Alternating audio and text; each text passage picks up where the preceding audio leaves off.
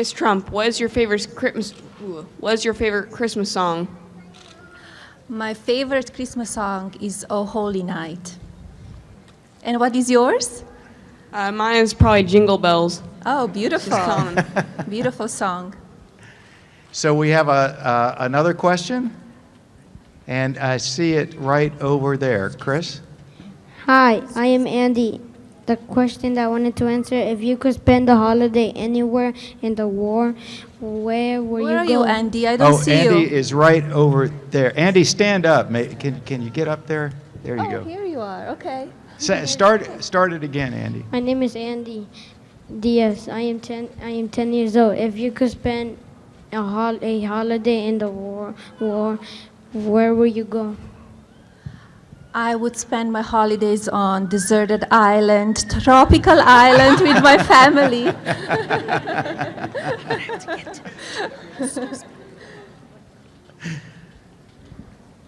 Okay, we've got another one right here. Your name? Hi, Mrs. Trump. My name is Tara, and I have a question for you. What is your favorite family Christmas tradition? Our family Christmas tradition is that Christmas Eve we have a dinner and we go to midnight mass or Christmas Day mass next day, and then another family dinner, and Christmas on the 25th, Santa comes, we open the presents and spending time together. Cool. Wow. Thank you. And one last question. Where's the? Oh, it's right here. Right here. For Christmas dinner. Wait. What's your favorite thing to eat for Christmas dinner? My name is Olivia. Hi, Olivia. Nice to see you. My favorite thing to eat is just some healthy food, and you feel very good after, not too much eating, but we all enjoy it, and the most important part is to spend time with the family. Okay, and this is the last question. What is your name? My name is Sammy, and what's your wait, what is it? What did you ask Santa for Christmas? Oh, that's a nice one. I asked Santa for Christmas peace on the world, health, love, and kindness. Thank you. Wow, that is awesome. Thank you. Good job. Well, thank you all for those great questions, and I think we're going to have a story.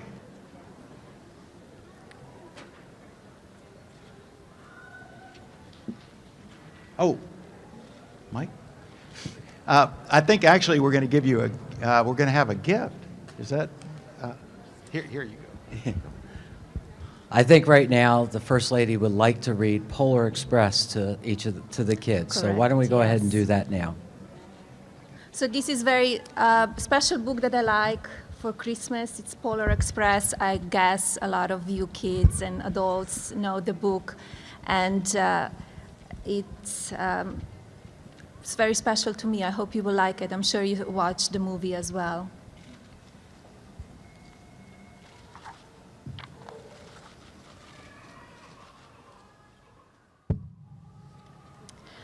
On Christmas Eve, many years ago, I lay quietly in my bed. I did not rustle the sheets. I breathed slowly and silently. I was listening for a sound a friend had told me I'd never heard. The ringing bells of Santa's sleigh. There is no Santa, my friend had insisted, but I knew he was wrong. Late that night, I did hear sounds, thought not of ringing bells. From outside came the sounds of hissing steam and squeaking metal. I looked through my window and saw a train standing perfectly still in front of my house. It was wrapped in an apron of steam. Snowflakes fell lightly around it. A conductor stood at the open door of one of the cars. He took a large pocket watch from his vest. then looked up at my window. I put on my slippers and robe. I tiptoed downstairs and out the door. "All aboard," the conductor cried out. I ran up to him. "Well," he said, "are you coming?" "Where?" I asked. "Why, not to the North Pole, of course," was his answer. "This is the Polar Express." I took his outstretched hand, and he pulled me aboard. The train was filled with other children, all in their pajamas and nightgowns. We sang Christmas carols and ate candies with nugget centers as white as snow. We drank hot cocoa, as thick and rich as melted chocolate bars. Outside, the lights of towns and villages flickered in the distance as the Polar Express raced northward. Soon there were no more lights to be seen. We traveled through cold, dark forests, where lean wolves roamed and white-tailed rabbits hid from our train as it thundered through the quiet wilderness. We climbed mountains so high and steamed as we would crave the moon. But the Polar Express never slowed down. Faster and faster we ran along, rolling over peaks and through valleys like a car on a roller coaster. The mountains turned into hills, the hills to snow-covered plains. We crossed a barren desert of ice, the great polar ice cap. Lights appeared in distance. They looked like the lights of a strange ocean liner sailing on a frozen sea. "There," said the conductor, "it is the North Pole."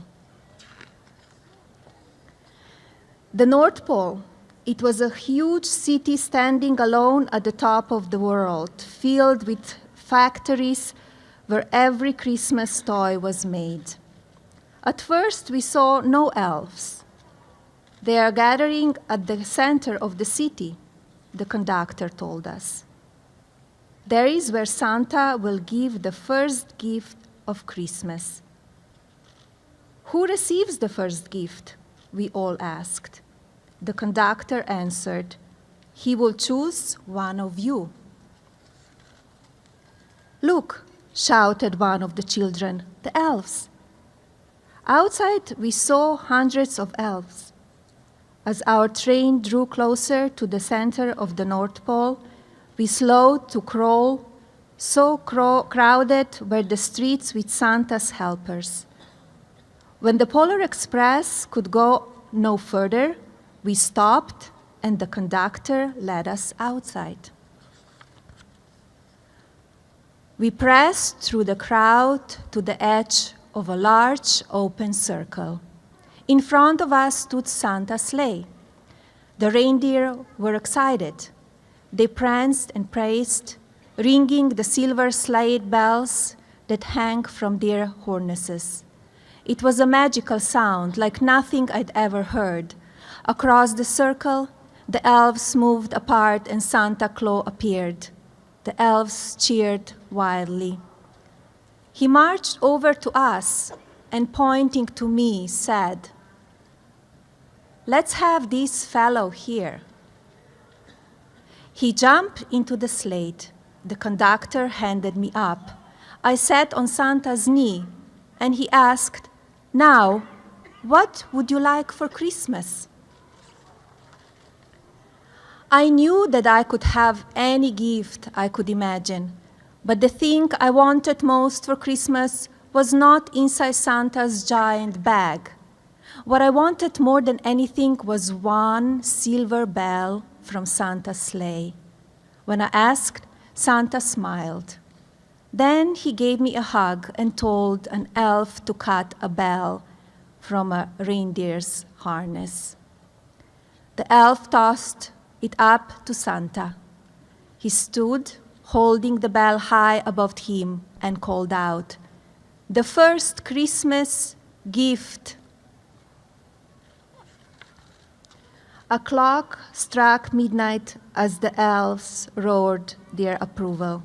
Santa handed the bell to me, and I put it in my bathrobe pocket. The conductor helped me down from the sleigh. Santa shouted out the reindeers' names and cracked his whip. His team charged forward and climbed into the air. Santa circled once above us and then disappeared in the cold, dark polar sky. As soon as we were back inside the Polar Express, the other children asked to see the bell. I reached into my pocket, but the only thing I felt was a hole. I had lost the silver bell from Santa Claus' sleigh. "Let's hurry outside and look for it," one of the children said. But the train gave a sudden lurch and started moving. We were on our way home. It broke my heart to lose the bell. When the train reached my house, I sadly left the other children. I stood at my doorway and waved goodbye. The conductor said something from the moving train, but I couldn't hear him. "What?" I yelled out. He cupped his hands around his mouth. "Merry Christmas," he shouted. The Polar Express let out loud blast from its whistle and sped away. On Christmas morning, my little sister Sarah and I opened our presents. When it looked as if everything had been unwrapped, Sarah found one last small box behind the tree. It had my name on it. Inside was the silver bell. There was a note. "Found this on the seat of my sleigh. Fix that hole in your pocket. Signed, Mr. C." I shook the bell. It made the most beautiful sound my sister and I had ever heard. But my mother said, "Oh, that's too bad." "Yes," said my father, "it's broken." When I shaken the bell, my parents had no heard a sound. At one time, most of my friends could hear the bell, but as the year passed, it fell silent for all of them. Even Sarah found one Christmas that she could no longer hear its sweet sound. Thought, I've grown old. The bell still rings for me, as it does for all who truly believe. Merry Christmas and joyous, happy holiday season.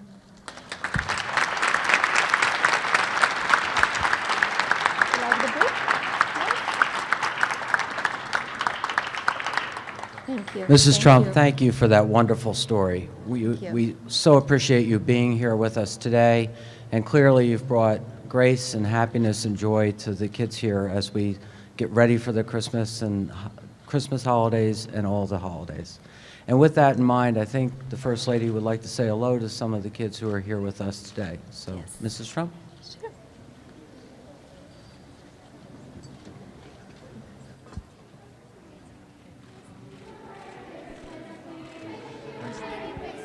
We wish you a Merry Christmas and a Happy New Year. Good tidings we bring to you and your kin.